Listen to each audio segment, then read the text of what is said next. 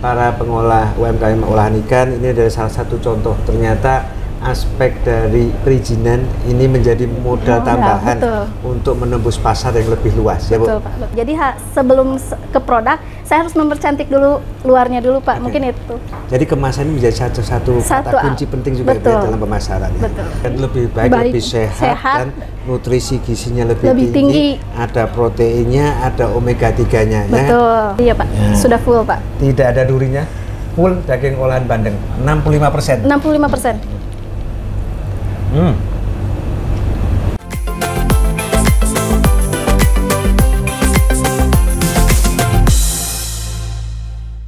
Assalamualaikum warahmatullahi wabarakatuh. Jumpa kembali dengan Ngebut, ngobrol enak bersama Budi. Hari ini saya dengan Ibu Melin, adalah salah satu pelaku usaha olahan ikan. Itu adalah Bandeng Smart. Betul. Selamat datang Ibu.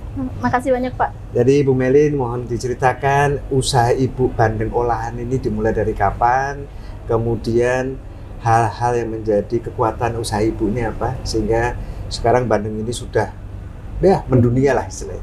Amin. Ya mungkin gini Pak, awalnya usaha itu sebetulnya dari orang tua ya Pak.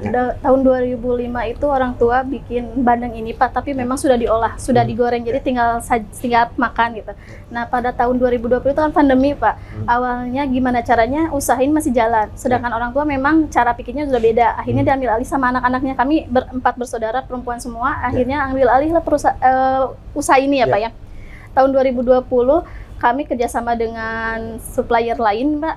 Alhamdulillah setiap hari itu kurang lebih 6 kintal tuh di 3.000 ekor Pak. 6 kintal di 3.000 ekor ya? Iya, 6 kintal di 3.000 ekor per hari saya kirim. Betul. Nah akhirnya 93 karyawan Pak.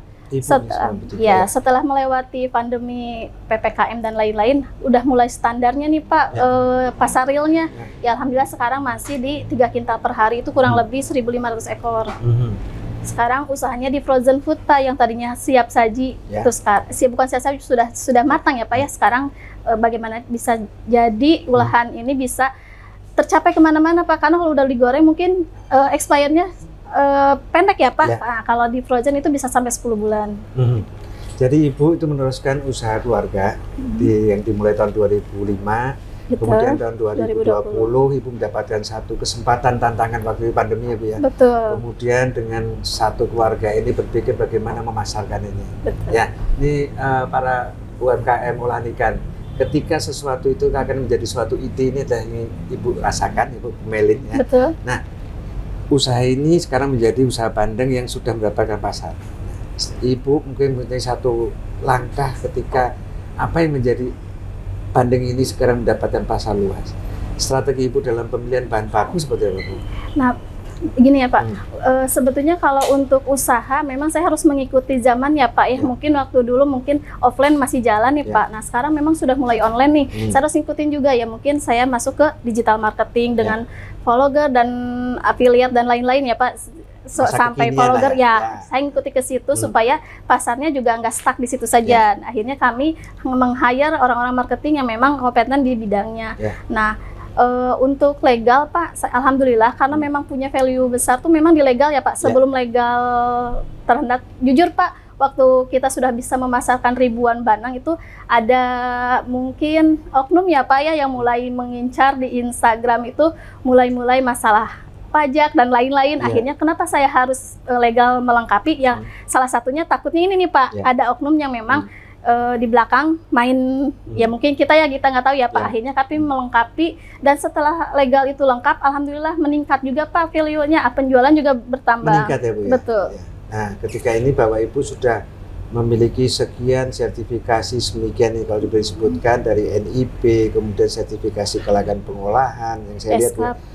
Kemudian SKP sudah memiliki, HACCP sudah memiliki, BPOM sudah semuanya. Jadi para pengolah UMKM olahan ikan ini adalah salah satu contoh. Ternyata aspek dari perizinan ini menjadi modal tambahan untuk menembus pasar yang lebih luas ya Bu. Betul. Nah bahan baku Bu, Ibu bahan baku bandeng ini dari mana, dan ciri khas dari cara Ibu memilih bahan bakunya seperti apa? Nah, untuk bahan baku memang Pak kita punya grade sendiri ya Pak ya, karena memang pernah kita kewalahan Pak karena memang si bandeng ini kan ada musiman nih Pak. Ya. Pas saat musimnya nggak ada, sedangkan produksi harus jalan, akhirnya kami memakai produk yang di luar itu ya Pak. Ya. Akhirnya banyak komplain juga. Akhirnya kita standarkan bahwa ya bahan baku yang harus kita pakai grade-nya seperti ini. Memang maka kenapa kita menjamin mutu, karena memang sudah semuanya sudah sesuai dengan SOP Pak. Ya, jadi sahabat UMKM olahan ikan. Yang pertama adalah tadi Ibu Nelly menyebutkan aspek legal. Ya, aspek perizinan, aspek sertifikasi, Kedua, kemudian aspek pemilihan bahan baku. Betul. Nah, untuk mempertahankan mutu, Bu, itu kan rasanya sama, konsisten. Betul. Ya, Ibu apa yang menjadi pemikiran Ibu selama ini atau strategi Ibu sehingga nanti akan menginspirasi para UMKM olahan lainnya untuk meningkatkan satu perhatian khusus terhadap mempertahankan mutu produk rasa itu? Kalau untuk rasa Pak, kita kan punya komposisi dan itu komposisi tidak boleh dirubah meskipun bahan baku ada naik ya Pak, pasti kenaikan pasti ada, tapi jangan merubah karena kita konsisten. Kalau konsumen kita sudah tahu rasa gini, pasti kalau ada perubahan yakin akan kena komplain. Jadi konsistenlah dengan bahan baku yang kita pakai dari awal Pak. Kalau memang konsumen sudah bisa menerima bahan yang ini, jangan merubah bahan setelah konsumen tahu bahan sebelumnya gitu. Jadi konsisten aja Pak. Kata kuncinya juga konsistensi terhadap bumbu, bahan dan semuanya. Jangan mengurangi apabila ada kelonjakan ya. Nanti pasti akan bisa penyesuaian lagi Bu, ya dari segi harganya. Nah, kemudian kemasan Bu.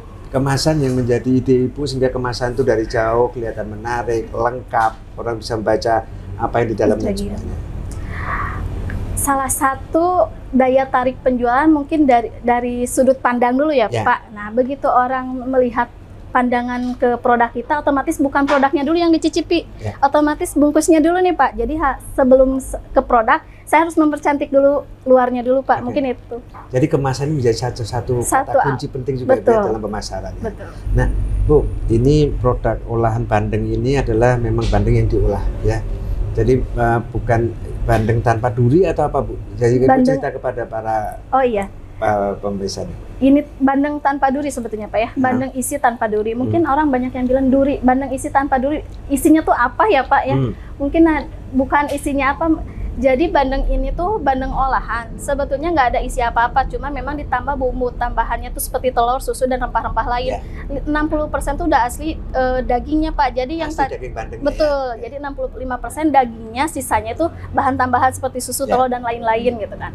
Nah, untuk si bahan baku apa sih tambahannya ini memang kita pakai kualitas yang bagus juga Pak. Jadi ada ciri khas bumbu asli dari kita gitu. Dari produk Semar nih ya, bandeng Semar. Jadi ada satu yang memang ditemukan oleh resep keluarga ini yang menjadi salah satu kunci dari bumbu ini. Betul Pak. Bu, bahwa sekarang kalau kita orang mendengar bandeng, tadi Bu punya satu strategi yang bagus. Mendengar bandeng mau konsumsi bandeng itu adalah kekhawatiran adalah duri. Duri, betul Pak.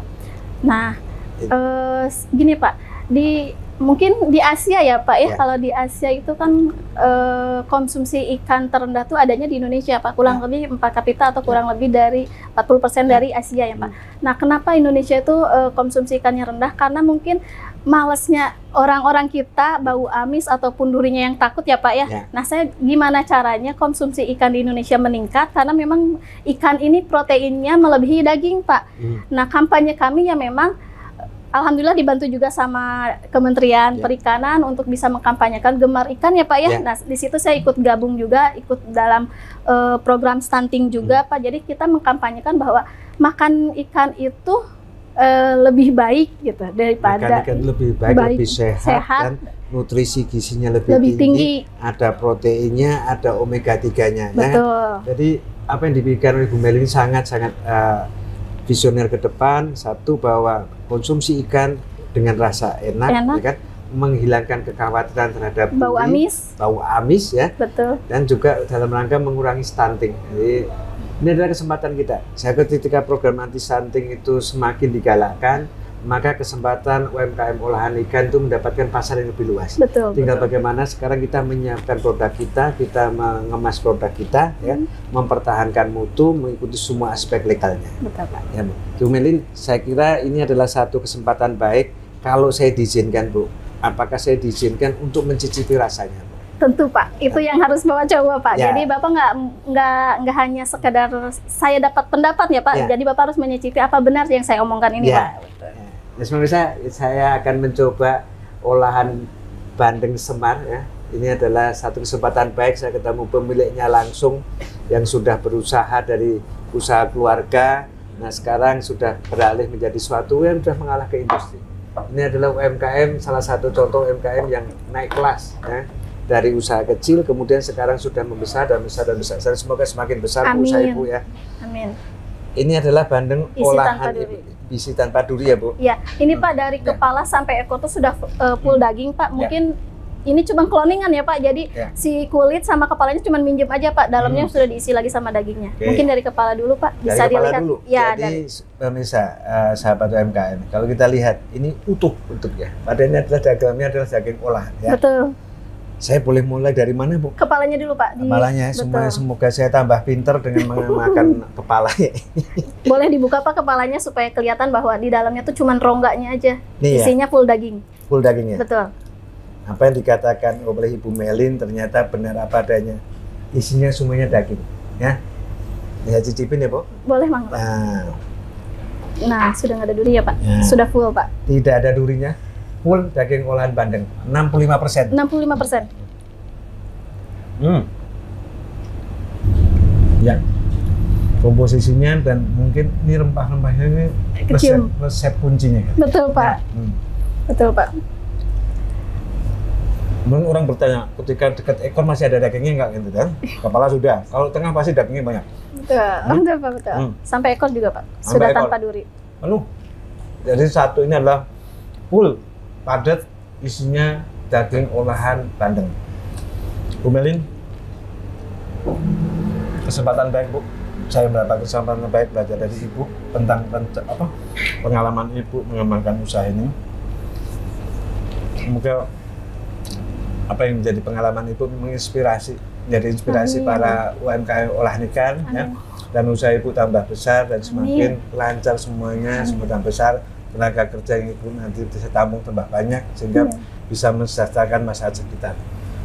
Sahabat ngebut ya, sahabat olahan UMKM olahan ikan. Terima kasih. Wassalamualaikum warahmatullahi wabarakatuh.